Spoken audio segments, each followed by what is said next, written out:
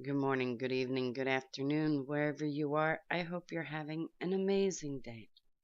It is Thursday, August 14th, 2014, and this is the facts of the matter.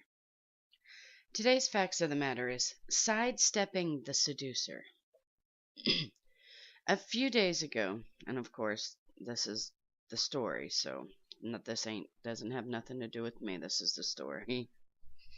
A few days ago, I met with a married man who has become ensnared in an adulterous affair.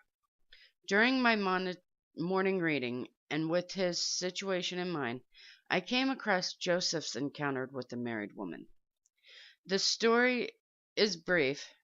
Joseph's 10 jealous brothers sell him into slavery in Egypt, where he ends up as the household manager of a military officer named Potiphar, following our observations from Genesis chapter 39.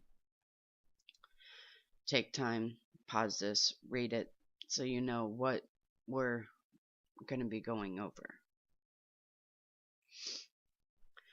Number 1. Temptation may come amidst God's blessings.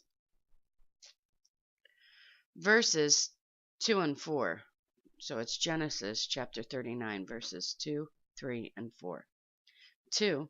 And the Lord was with Joseph, and he was a prosperous man, and he was in the house of his master the Egyptian. 3. And his master saw that the Lord was with him, and that the Lord made all that he did to prosper in his hand. 4. And Joseph found grace in his sight, and he served him, and he made him overseer of his house, and all that he had put into his hand.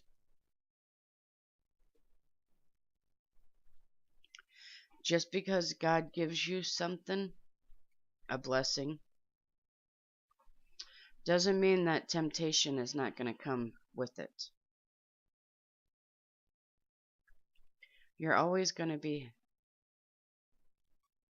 tempted by something. It's a proof. It's to prove, to teach, to test. Angel, leave my wall alone. Sorry. You're always going to be tested, tried. It's to help your growth, your spiritual maturity. 2. We may be exposed to sensual people who will seek to seduce us. And again, that's Genesis chapter 39, and these are verses 6 and 7. 6. And he left all that he had in Joseph's hand, and he knew not aught he had, save the bread which he did eat. And Joseph was a godly person, and well favored. Verse 7. And it came to pass after these things, that his master's wife cast her eyes upon Joseph, and she said, Lie with me.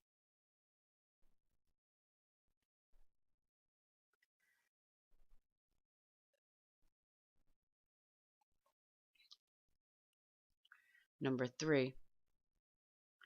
When the pressure is on, it will be our intense desire not to sin against God that will keep us pure. Verse 9. There is no greater in this house than I, neither hath he kept back anything from me, but thee, because thou art his wife. How then can I do this great wickedness and sin against God? When the pressure's on, that thought will be what keeps you pure. Is how can I do this to my Lord?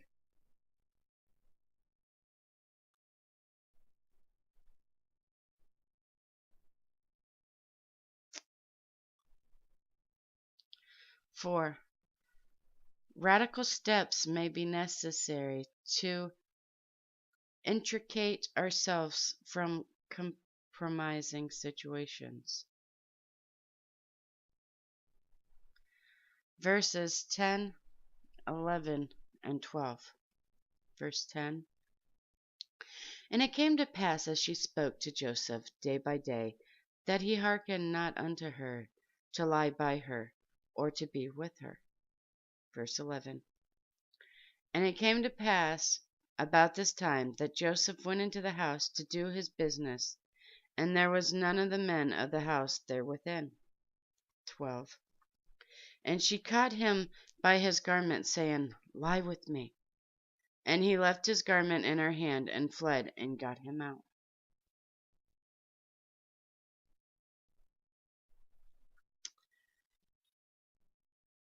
Five. An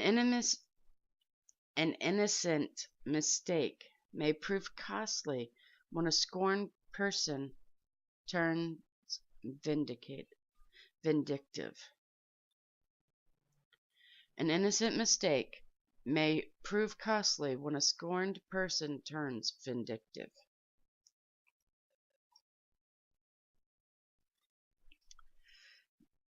Verses 16, 17, 18, and 20.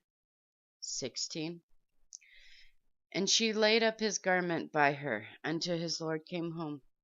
17. And she spake unto him according to these words, saying, The Hebrew servant which thou hast brought unto us came in unto me to mock me. 18. And it came to pass, as I lifted up my voice and cried, that he left his garment with me and fled out. 20.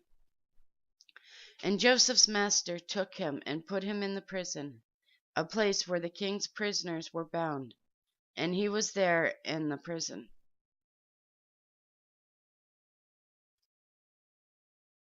Question. Have you predetermined what you will do that day you are presented with a similar situation?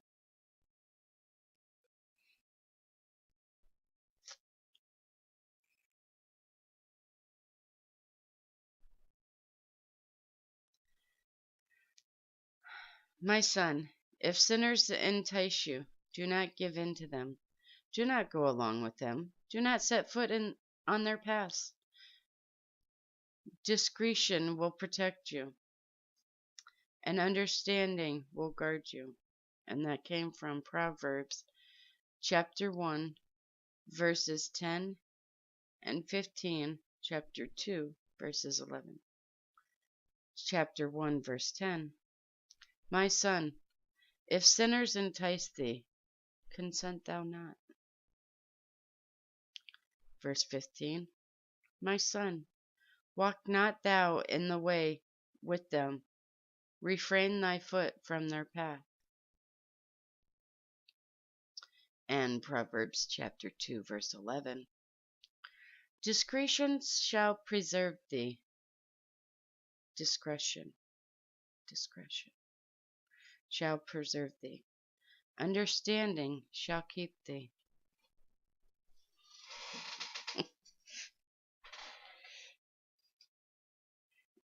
It is kind of funny that today's facts of the matter is sidestepping the seducer. Yesterday,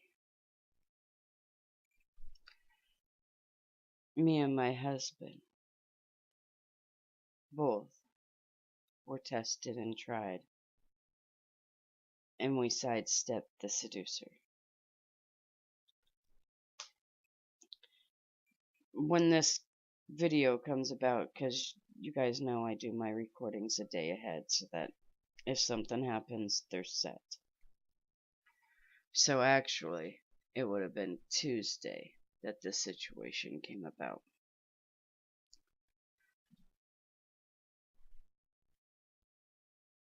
I was being tested and used as a tool for testing at the same time.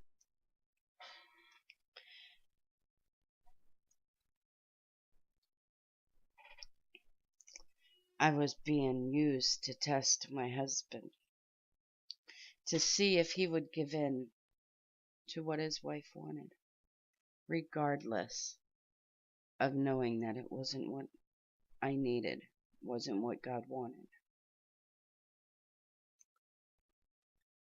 And we both walked through with flying colors. He finally did not give in to my whim. And both of us realized that last night.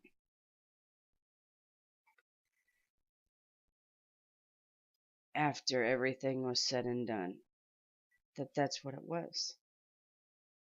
I was being tested, and he was being tested. And it's the first time that we've both been tested together like that in different aspects, because I wasn't just being tested, but I was being used as the tool for the testing. And it was amazing when it all came about to realize that